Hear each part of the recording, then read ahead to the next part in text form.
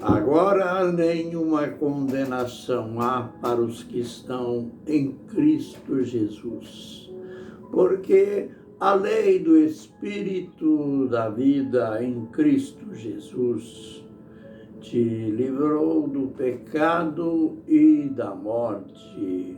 Aos Romanos 8, versos 1 e 2. Ministério Pão Vivo, direto ao assunto.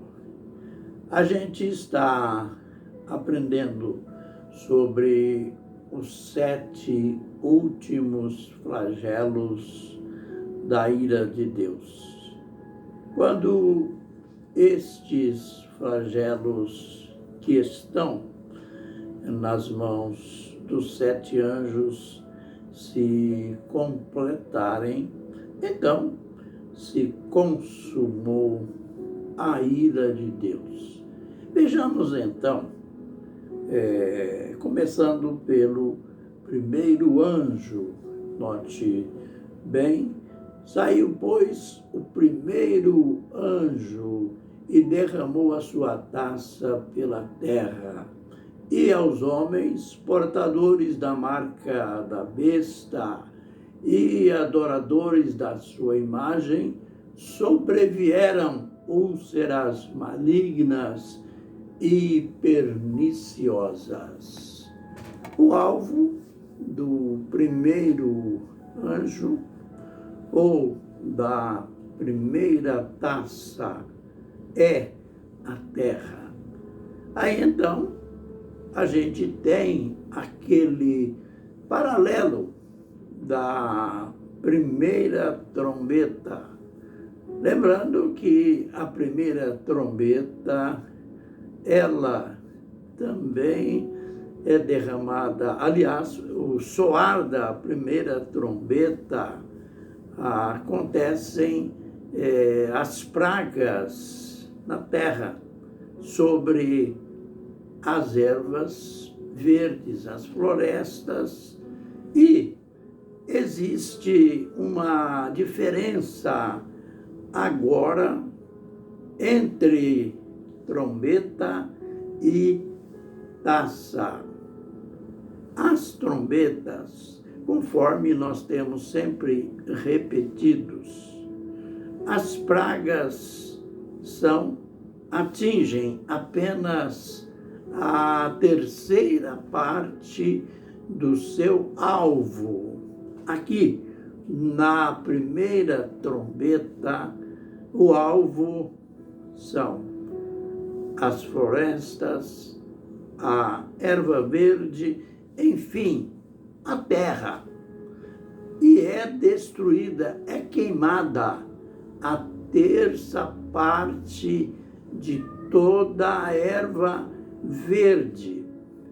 Quanto às taças, ela é derramada não sobre um ponto específico, é derramada sobre toda a terra. Então, esta praga, ela não é parcial, ela é total, ela tem efeito mundial. Este efeito é sobre quem? Sobre os adoradores da besta, da sua imagem, aqueles que aceitaram o seu número. O resultado é dramático. Sobre estes adoradores da besta virão pragas, virão úlceras, tumores malignos. Então, reflitamos a calamidade, as dores, o sofrimento que virá sobre toda a terra. Pensemos, hoje nós ficamos aflitos quando ficamos sabendo que um amigo nosso, que um parente nosso, ele está sendo vítima de um tumor maligno, de um câncer. Se nós pudéssemos fazer alguma coisa, a gente faria. Mas a aflição, a preocupação que aquilo nos traz, pois é mais uma pessoa vítima de uma doença relativamente incurável. É mais uma pessoa vítima de dores atrozes ou de um tratamento prolongado. Mas na praga das taças ou da primeira taça será diferente. Estes tumores malignos não será um parente nosso, simplesmente um amigo nosso, mas para todos os lados só se ouve gemido, só se ouve clamores pelas dores que virão sobre estas pessoas. Mas a pergunta é sobre quem? Ou por que esta praga? Estas pessoas aceitaram a pregação do anticristo. Lembrem que, além da primeira besta que sobe do abismo, a segunda besta que sobe da terra, ele será o mensageiro da primeira besta. É esta besta que vai estimular a adoração do anticristo. É ele ou ela que vai fazer uma pregação, um ensino estimulando as pessoas a adorar a besta, a adorar o seu número, aliás, até sinais, até maravilhas.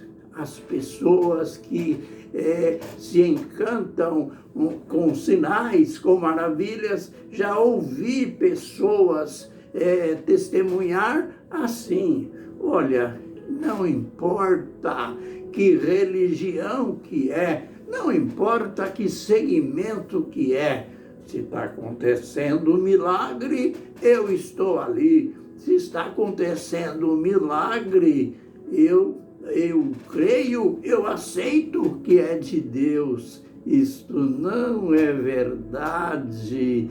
No reinado do anticristo, o anticristo terá poderes sobrenaturais para a operação de sinais, de maravilhas. Isto fará com que a maioria dos homens, a maioria das pessoas aceite a marca, aceite o seu número, aceite o seu nome, se prostre diante dele, rejeitando o Senhor Jesus Cristo.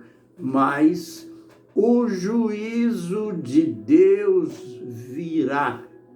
Este anjo derrama a sua taça sobre a terra e a direção exata, o foco será os adoradores da besta.